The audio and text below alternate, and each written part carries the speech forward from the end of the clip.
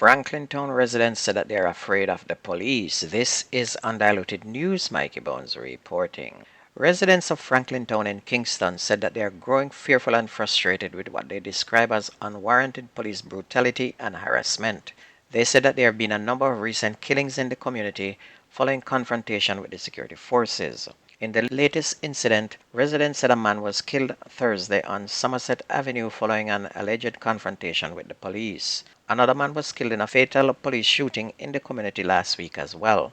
But the residents maintained that the men were innocent and that the top road section of the community has been targeted by police for some time. They have since blocked roads in the vicinity in an effort to limit police movement and air their grievances. One resident claimed that the police had also previously made death threats against men in the community, saying that the police said them have to kill somebody from Top Road.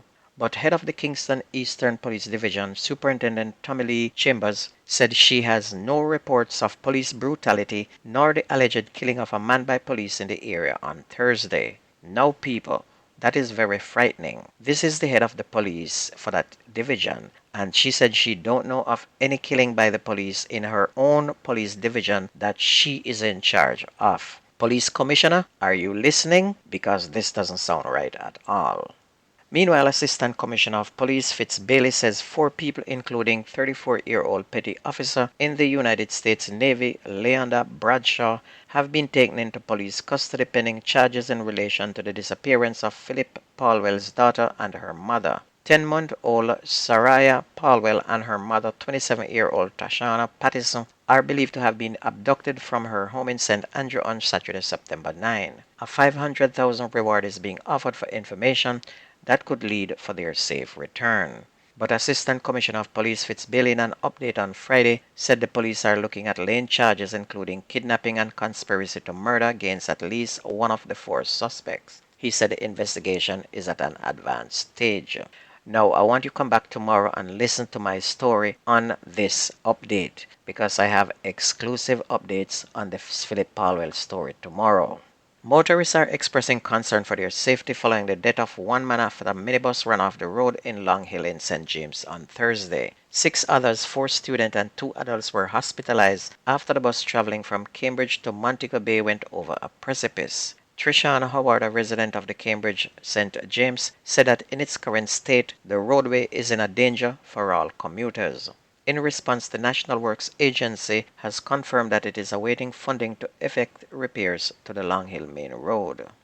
Meanwhile, the Independent Commission of Investigations INDECOM is probing the death of 3 men in separate police shootings. One of the incidents is said to have occurred on October 5th in Burnside Valley, Red Hill, St. Andrew, while the other 2 were in St. Catherine, one in Grapefruit Hill and the other along Old Harbor Main Road. The deceased are 27-year-old Ricardo Pinnock, 24-year-old Courtney Thompson, and Ingus Hyman, who is 39 years old.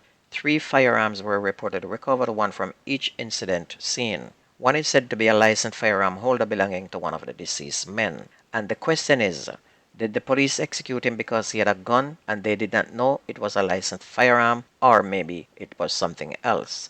And of course the police is going to say men shoot at them and they took evasive action and returned fire.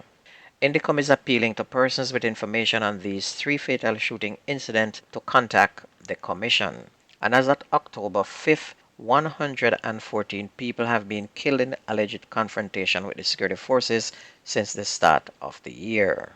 A construction worker has been charged after allegedly chasing a man with a gun and firing at him several times in Woodchurch District, Kingsvale in Hanover last month. Charges 20-year-old Calcita Simmet, otherwise called Devin, of Woodchurch District, Kingsvale in the parish. He was charged with shooting with intent, possession of a prohibited weapon, and using a firearm to commit a felony.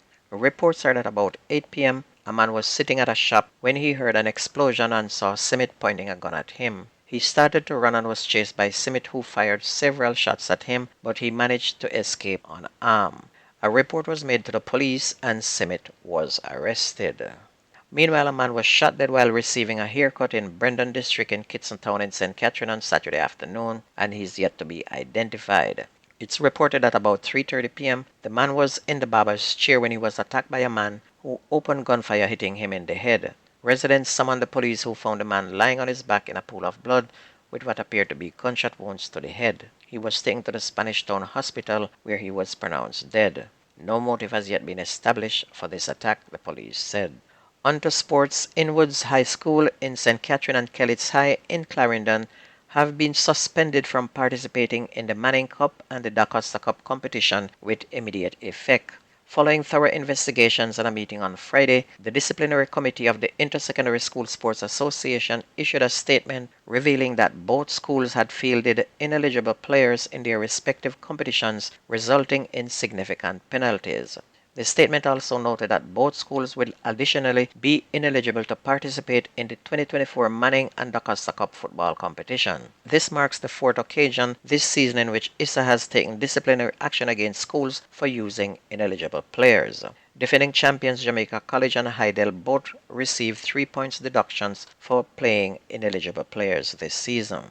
ISA's competition director Ewan Scott clarified that each case presented unique circumstances. Scott explained that in JC's case, the players was registered but did not meet the eligible criteria, while Heidel's situation involved a player whose registration, though incomplete, was allowed due to the school's misinterpretation of the rules. But for cases 3 and 4, which is Innswood and Kellits, the players were not registered, nor were they eligible to play, but fraudulently presented identification to participate in this competition.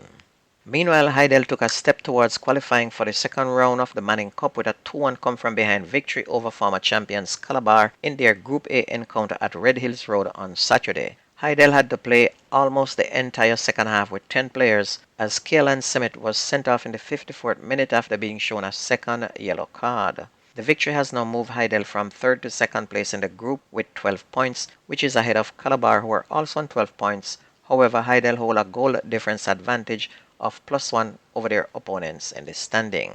Kingston College leads the group with maximum 18 points from 6 matches. So Saturday results in Group A, Heidel were 2-1 winners over Calabar. In Group F, Campion College were 1-0 winners over Jose Marte, while St. George's were 3-0 winners over Waterford, and in Group G, St. Jago High were 4-0 winners over Ascot.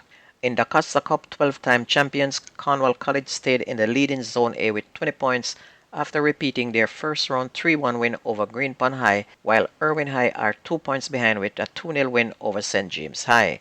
Garvin Masio High won Zone M after a 3-0 victory over second place Vere Technical to increase their lead to 9 points at 19-10. And defending champions Clarendon College had another goal fest as they hammered Claude McKay High 15-0 to extend their perfect win record to 7 games. Dinthill Technical are also perfect with 5 wins from 5 games after a 7-0 beating of Charlemont High. Glenmore High were held 1-1 by Central High, while Black River High moved into joint lead with Manning School in Zone D on 13 points after a 2-0 win over Grange Hill. And don't forget that the best Manning Cup and DaCosta Cup reports takes place on this radio station. If you ever miss the news on this station, please go to YouTube, type in Jamaican Undiluted News, listen, like, share, and subscribe to keep it going. That's going to be news and sports on your favorite radio station. My name is Mikey Bones. I gone.